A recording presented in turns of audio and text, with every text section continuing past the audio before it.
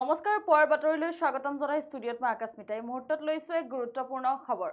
APS-C পদ্ধতিৰে নহয় পুৰণি পদ্ধতিৰে হ'ব নিযুক্তি পৰীক্ষা 2-3 দিনৰ ভিতৰতে চৰকাৰে ল'ব সিদ্ধান্ত ছাত্ৰ-ছাত্ৰীৰ অভিযোগৰ ভিত্তিত বিবেচনা কৰি সিদ্ধান্ত গ্ৰহণ কৰিব এপিএসসিৰ আৰ্হিত এডিআৰই পৰীক্ষা অনুষ্ঠিত কৰাৰ কথা ঘোষণা কৰিছিল মুখ্যমন্ত্ৰী হিমন্ত বিশ্ব শৰ্মাই সংবাদমেল নহয় ফেচবুক যোগে ঘোষণা কৰিছিল পৰীক্ষাৰ দিন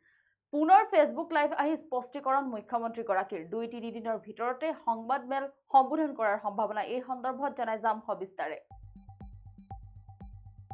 এপিএসসি পদ্ধতিৰে নহয় পুৰণি পদ্ধতিৰে হ'ব নিযুক্তি পৰীক্ষা 2-3 দিনৰ ভিতৰতে চৰকাৰে ল'ব সিদ্ধান্ত ছাত্ৰ-ছাত্ৰীৰ অভিযোগৰ ভিত্তিত বিবেচনা কৰি সিদ্ধান্ত গ্ৰহণ কৰিব এপিএসসিৰ আৰ্হিত এডিআৰই পৰীক্ষা অনুষ্ঠিত কৰাৰ কথা ঘোষণা কৰিছিল মুখ্যমন্ত্ৰী হিমন্ত বিশ্ব শৰ্মাই সংবাদমেল নহয় ফেচবুক যোগে ঘোষণা কৰিছিল পৰীক্ষাৰ দিন পুনৰ ফেচবুক লাইভ আহি স্পষ্টীকৰণ মুখ্যমন্ত্ৰী গৰাকীৰ 2-3 দিনৰ ভিতৰতে সংবাদমেল সম্বোধন কৰাৰ সম্ভাৱনা আৰু আমি জনাই গৈছো যেহেতু ৰাজ্যৰ নিবনুৱা সকললৈ এক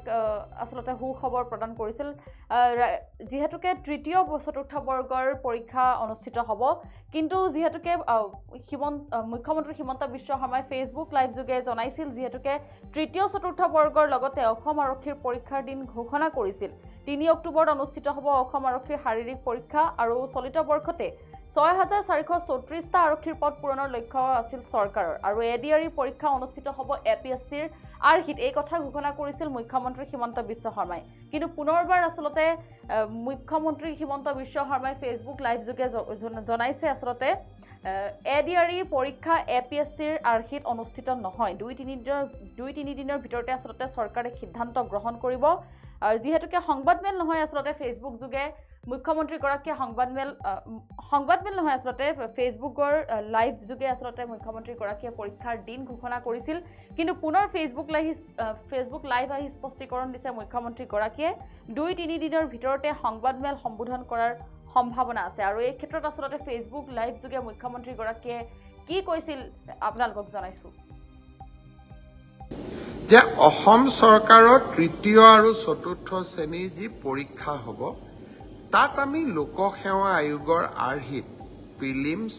আৰু মেইনছ আমি অনুষ্ঠিত কৰিম দুই-এজন ব্যক্তিয়ে মোক জনাইছে যে পৰীক্ষাত নতুন নিয়ম এই বছৰ কৰিব নালাগে কাৰণ আৰু যেহেতু 2 মাহ আছে গতিকে আমি পুৰণা বা আগৰবাৰৰ দৰে পৰীক্ষা পতাটো উচিত হ'ব আমাৰ চৰকাৰখনে